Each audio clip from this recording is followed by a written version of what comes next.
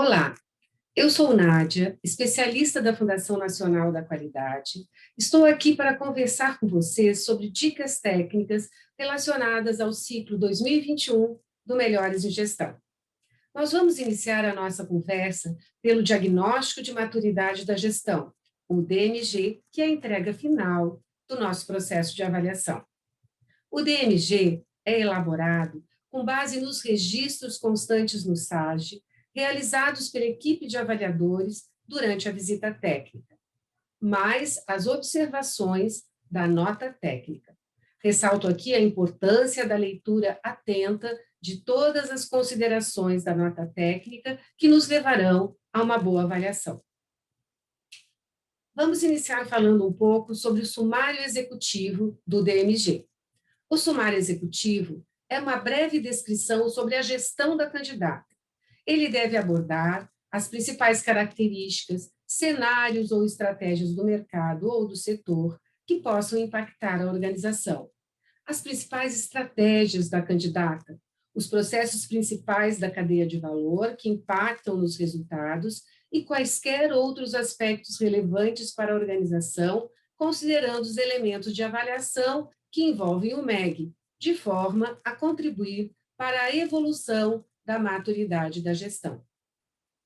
O sumário executivo ainda deve focar nos pontos para melhoria mais relevantes, explicando de forma clara como a manutenção dos pontos fortes e a eliminação ou mitigação das lacunas podem gerar valor para a organização.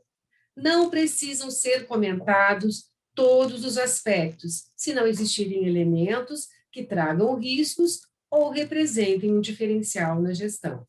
A redação não deve estar estruturada em fundamentos ou temas e também não deve exceder a 2 páginas. Vale lembrar que desde 2019 foram eliminados os eixos potencializadores e os eixos fragilizadores. Entretanto, eles podem estar presentes no conteúdo do sumário executivo. Agora, vamos falar um pouco sobre os comentários que devem constar no DMG. Devem ser elaborados comentários por fundamento da gestão para excelência, e não é necessário comentar todos os temas ou processos do instrumento de avaliação. A banca avaliadora deverá comentar o que, de fato, é relevante para a organização no sentido de alavancar a maturidade da sua gestão, considerando os aspectos de transformação com impacto significativo para o negócio. Melhorar sua atuação ou posicionamento no mercado, aprimorar o desempenho estratégico e dos processos e eliminar ou mitigar os riscos do seu negócio. Os comentários ainda, que nós já falamos, que podem ser pontos fortes ou oportunidades de melhoria, podem também ser redigidos na forma de comentários mistos, aonde o ponto forte e a oportunidade de melhoria são descritos, redigidos no mesmo parágrafo. Todas as OMs, oportunidades de melhoria, devem obrigatoriamente começar com o verbo no infinitivo, que demonstre uma ação. Por exemplo, estruturar, formatar e assim por diante. Para todos os comentários de OM, deve-se indicar o problema ou lacuna, bem como potenciais impactos nos resultados e no negócio. Os processos inovadores ou em nível de excelência, que podem servir como referência para outras organizações, devem ser destacados nos comentários do diagnóstico e indicados para a comunidade de boas práticas. Os comentários de pontos fortes de resultados devem estar associados aos processos cuja correlação foi confirmada na etapa de visita. Atenção, vocês devem preservar a coerência entre os comentários e a pontuação atribuída aos processos avaliados. Isso é extremamente importante. Vamos falar agora de alguns pontos de atenção relacionados ao processo de avaliação propriamente dito. Falando do instrumento de avaliação, o Guia de Referência da Gestão para Excelência não é um instrumento de avaliação. O guia consta de 59 processos que estão expressos nos 117 processos que constam no instrumento de avaliação, o IA, em relação aos quais nós fazemos a nossa avaliação. Não há qualquer orientação de que a candidata tenha um processo específico para cada um dos processos do IA, mas tudo que consta no instrumento de avaliação é aplicável para qualquer organização. Os processos do instrumento de avaliação não devem ser analisados individualmente, e aqui eu lembro do nosso pensamento sistêmico, embora a pontuação das etapas do PDCL devam ser individuais por processo. Na identificação do conjunto de processos que a organização possui, o avaliador deverá entender este conjunto, verificando a pertinência ou não da solicitação de padrões específicos para cada processo do instrumento de avaliação. Aqui eu ressalto que nós temos que respeitar a estruturação da gestão da candidata, do sistema de gestão da candidata. Ela pode ter consolidado vários processos que constam no IA num procedimento, num padrão específico, num único padrão, e isso deve ser respeitado. Dessa forma, no momento de indicar o nível de maturidade no software de avaliação, o SAGE, deve ser analisado se a nota dada para o tema será a mesma para todos os processos relacionados a ele no instrumento de avaliação.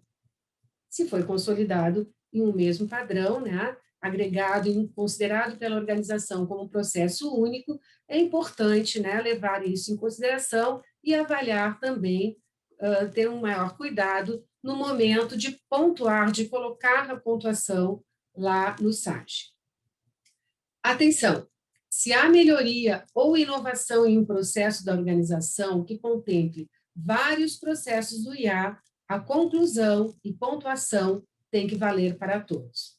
Caso isso não seja aplicável, os motivos que resultaram em oportunidades de melhoria devem ser esclarecidos. Vamos agora falar sobre as etapas do PDCL. Ao avaliar a etapa P, planejar, devemos observar os fatores de avaliação: adequação, proatividade e integração. A adequação é quando o processo possui padrões, metodologias, procedimentos, fluxogramas, instruções, formas de controles dos padrões da eficiência e da eficácia, claro que quando aplicável, ou metas. Tudo isso é preciso estar definido. Proatividade são as características presentes nos processos que visam a antecipação aos problemas, isso na concepção do processo. Integração consiste no interrelacionamento entre os processos e a cooperação entre as áreas e partes interessadas pertinentes. Ao avaliar a etapa C, verificar, a verificação dos processos pode ocorrer por meio de indicadores de desempenho para controle da eficiência e eficácia. É importante ressaltar, pode ocorrer, né? Mas também existem outras formas de controle que, se utilizadas pela candidata, devem ser consideradas. Nem sempre a eficácia, por exemplo, está expressa por meio de indicadores ou na forma quantitativa. Um processo deve ter um propósito, um objetivo, e, em consequência, o controle da eficácia é aplicável a todos os processos. Assim como a eficiência também se aplicaria a todos os processos. Contudo, há de se questionar a real necessidade deste controle. Neste caso, o avaliador deve compreender a necessidade e se faz sentido seu monitoramento, a relação custo-benefício em relação ao controle da eficiência deve ser observada e a real necessidade deste controle. Agora passamos para a etapa L, do aprender.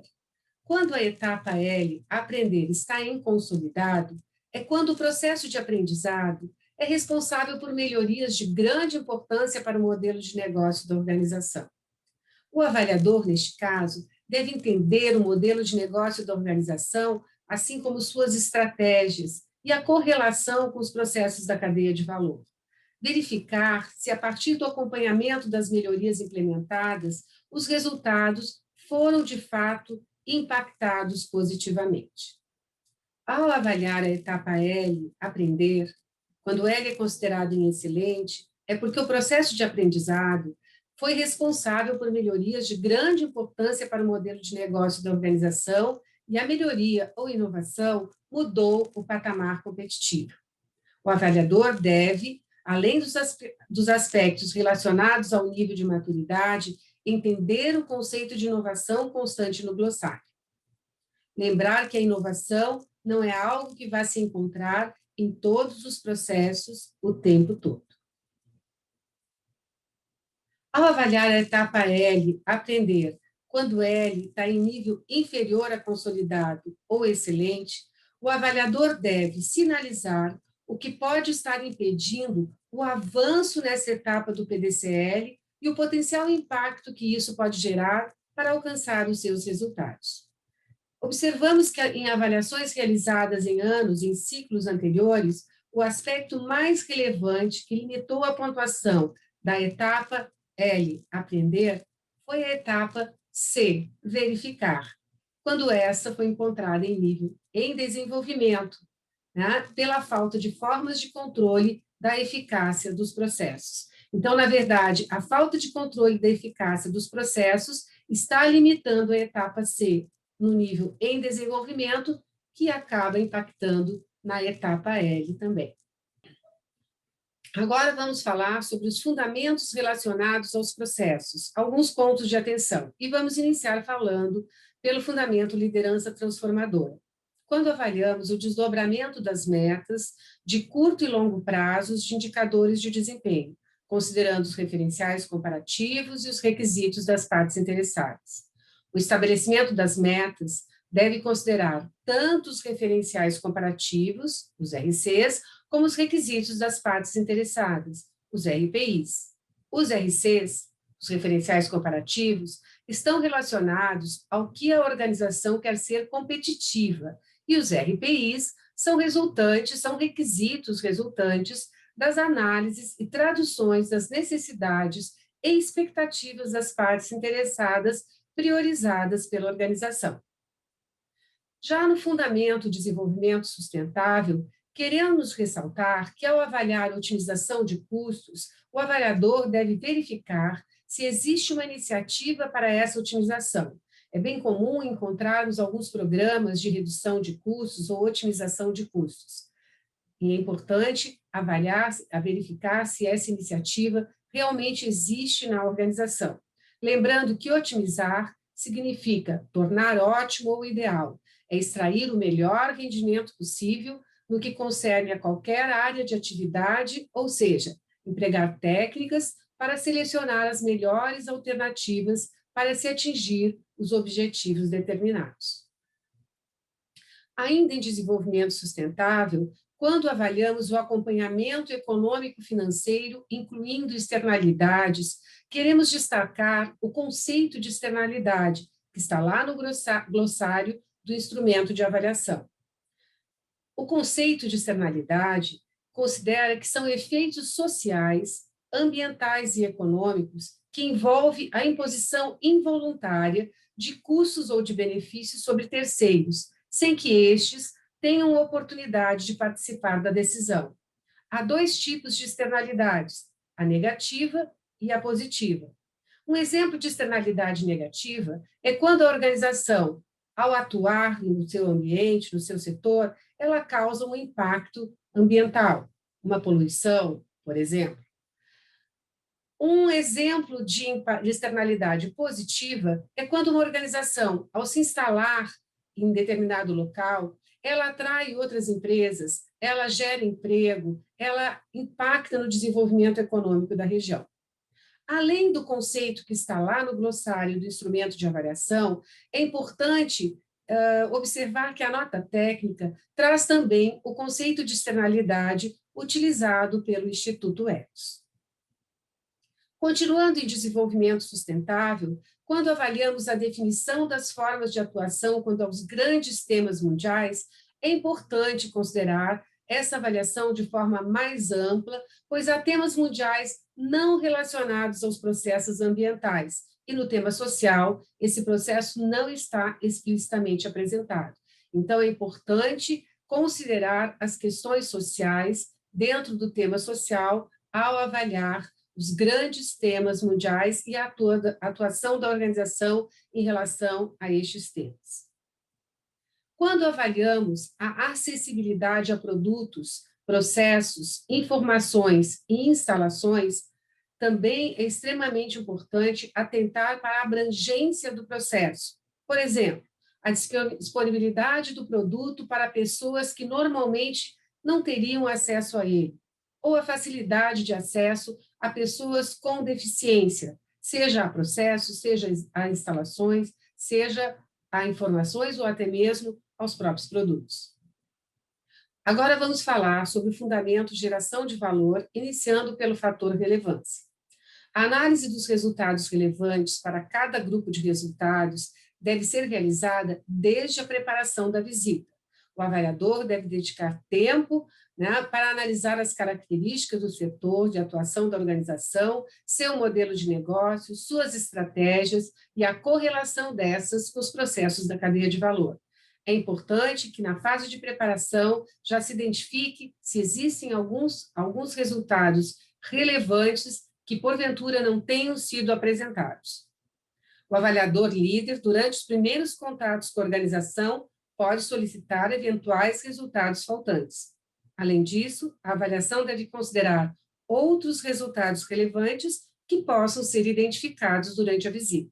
Deve ser estabelecido um prazo para este recebimento durante a visita. Então, é importante aqui nós salientarmos que, se a organização apresentar algum resultado durante a visita, e este resultado seja relevante, agregue valor à avaliação, ele deve ser considerado. Continuando no fator relevância, caso se verifique durante a etapa de visita que houve um entendimento equivocado quanto a um resultado ser estratégico ou ser operacional, ou ambos, a banca deve revisitar seu posicionamento inicial. O total de resultados relevantes incluirão os esperados e as estratificações necessárias. Vamos agora falar um pouco sobre o fator de avaliação melhoria. Se algum resultado relevante não apresentar série histórica, por ter havido descontinuidade em algum período, ainda assim, ele será considerado na avaliação da melhoria. No entanto, se ele advir de um indicador recente, não será avaliado no fator melhoria, ou seja, a candidata não será penalizada por haver melhorado o seu processo com a criação ou modificação de um indicador de desempenho, devendo o mesmo não ser considerado para avaliação desse fator. É importante ressaltar que este resultado deve ser considerado para avaliação dos demais fatores relacionados à geração de valor. Porém, para o fator melhoria, neste caso específico, ele não será considerado. Quando a candidata apresentar somente 3 ciclos de tempo, ainda que apresente justificativa convincente para resultados desfavoráveis, ou seja, ausência de melhoria, e mesmo que essa justificativa seja aceita pelo avaliador, a melhoria será considerada desfavorável. Caso a organização tenha apresentado uma série mais longa, o avaliador, analisando os outros períodos, os outros ciclos, poderá sim considerar a melhoria como favorável, lembrando sempre, caso a justificativa esteja coerente e fundamentada. Em função dos efeitos adversos da pandemia, nos ciclos 2020 e 2021, orientamos as organizações a apresentarem uma série maior para os resultados do negócio impactados por esse momento, com justificativas baseadas em fatos e informações para que o avaliador, então, considere na sua análise. É importante, que a organização apresente um ciclo maior do que aqueles 3 ciclos mínimos normalmente considerados. Por exemplo, ela pode apresentar 5 ciclos. Os resultados podem apresentar estabilização em nível aceitável também, de acordo com as condições previstas no instrumento de avaliação. É importante a leitura do instrumento de avaliação e suas recomendações, bem como a nota técnica. Vamos falar agora do fator de avaliação competitividade. A fonte do resultado do referencial comparativo para avaliar a competitividade deve ser informada e deve ser coerente com os critérios de definição de pertinência. Caso não exista uma correlação clara entre os critérios para a seleção dos referenciais comparativos, presentes normalmente no processo de benchmarking ou sugeridos pela visão, com os referenciais apresentados para avaliação da competitividade, os mesmos deverão ser desconsiderados. Caso não sejam informados critérios de definição da pertinência, o avaliador deverá julgá-la com base no perfil, em outras informações existentes e na sua própria experiência. Em relação aos RCs, aos referenciais comparativos, o avaliador deve, primeiramente, entender no que a organização quer ser competitiva, para depois avaliar o quanto ele pode considerar ou não esse referencial comparativo como pertinente. Importante a leitura da nota técnica, mais uma vez, cabe ressaltar aqui a importância da leitura da nota técnica para o maior aprofundamento neste fator competitividade. Vamos agora falar sobre o fator de avaliação compromisso. Os principais RPIs esperados são aqueles oriundos da tradução das necessidades e expectativas das partes interessadas. Caso não se identifique essa correlação de forma explícita, os mesmos deverão ser analisados e decididos pelo avaliador, considerando o perfil da organização, os processos de identificação e priorização das partes interessadas e a tradução de suas necessidades e expectativas em requisitos. O avaliador poderá utilizar a sua experiência independentemente da citação ou omissão dos requisitos de partes interessadas pela candidata.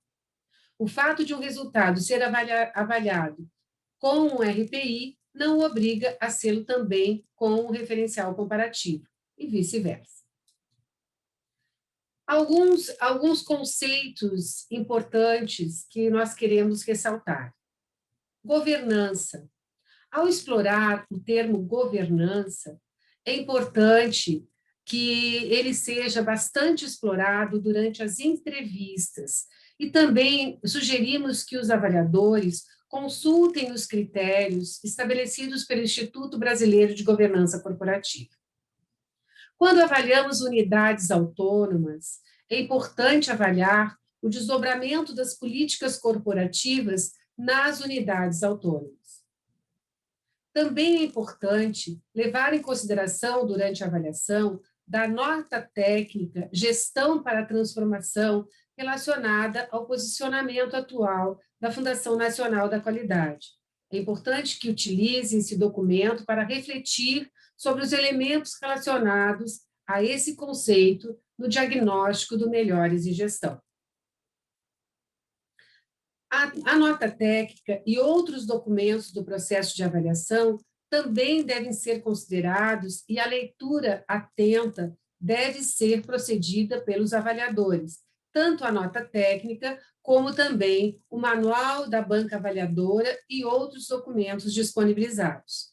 Dúvidas técnicas poderão ser esclarecidas com o orientador e as dúvidas relacionadas ao processo com a equipe do Melhores em Gestão. Bem, assim encerramos a nossa conversa sobre as dicas técnicas. Elas não abrangem tudo o que está na nota técnica, portanto, mais uma vez, ressalto a importância da leitura da nota técnica e dos demais documentos que compõem aí todo o processo de avaliação. Eu agradeço a todos vocês por esse momento de atenção e boa avaliação.